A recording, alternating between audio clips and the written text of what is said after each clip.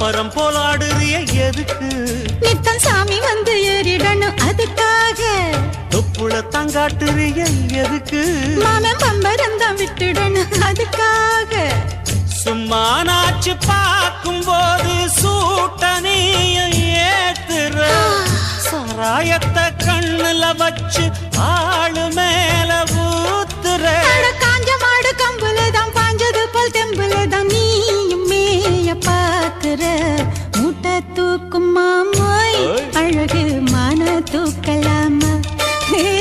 மாமன் வீரம் என்ன அதத்தான் நானும் பார்க்கலாமா?